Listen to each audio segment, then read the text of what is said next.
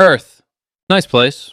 Breathable air, liquid water, a suspicious amount of pigeons, and for most of history, exactly one intelligent species humans.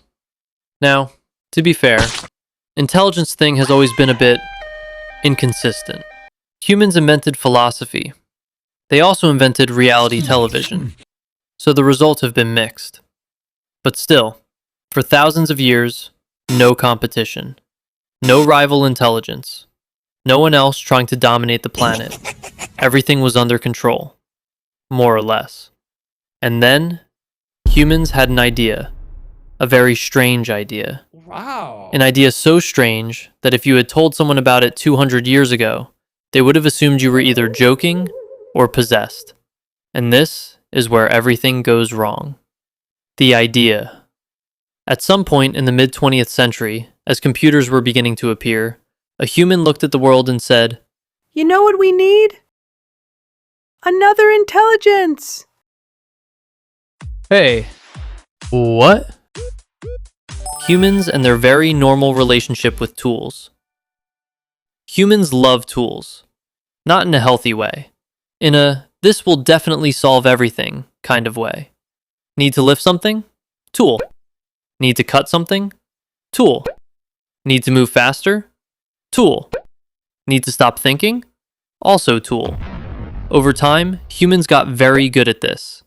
They built tools that extended their strength, their speed, their senses, their memory. Eventually, someone asked a question that should have been flagged immediately. What if we build a tool for thinking? Now, there are two types of ideas in human history. 1. Good ideas. 2. Ideas that lead to documentaries. This was the second one. The first computers. To understand how this happened, we need to look at early computers. Now, when people say computer, you might imagine something sleek. Maybe your laptop. Maybe your phone. Maybe something with a glowing interface and dance music.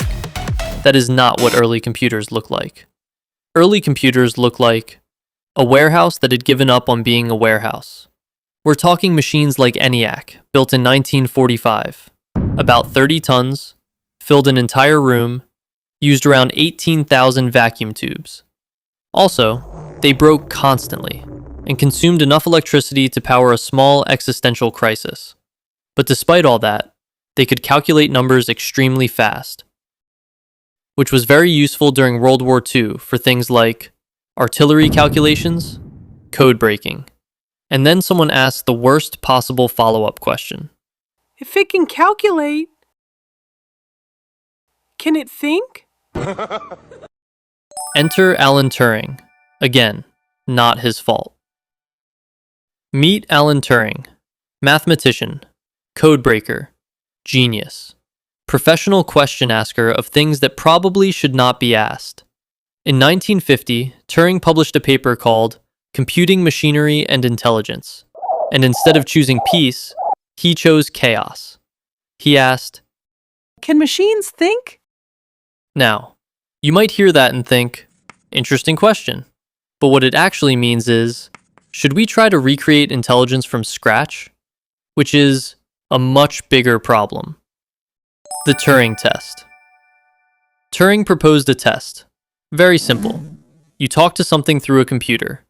You can't see it, you can't hear it, you can only read what it says. Now here's the twist. It might be a human, or it might be a machine. If you can't tell the difference, then congratulations. You are now participating in a philosophical crisis. Also, statistically speaking, you may already have failed this test.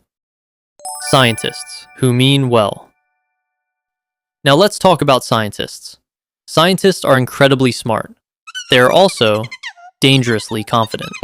Give them a problem like, can we recreate human intelligence? And instead of saying, this is the hardest problem in existence, they say, Yeah, we'll get that done. Give us like 20 years? 20 years. This number appears a lot in science. It is the scientific equivalent of I'll clean my room later. the conference. In 1956, scientists gathered at Dartmouth College. This became the Dartmouth Conference. This is where AI officially became a field. The proposal behind this meeting stated that Every aspect of learning or intelligence can in principle be described and simulated. which is a very bold sentence. And the energy in that room was confident, very confident. Like, We're about to solve intelligence. one of them basically said, We'll figure this out in a generation. history update. They did not. The plan, which was not a plan.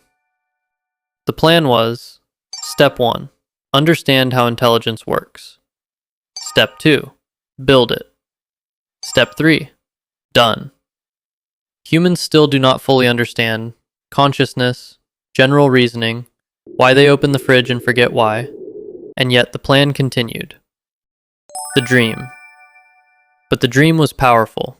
Machines that could understand language, solve problems, learn from experience, reason about the world. Basically, machines that could do what humans do. Which is bold, because humans themselves are still figuring that out. The turning point. And this is where everything changes. Because this is no longer about tools. This is not a better hammer.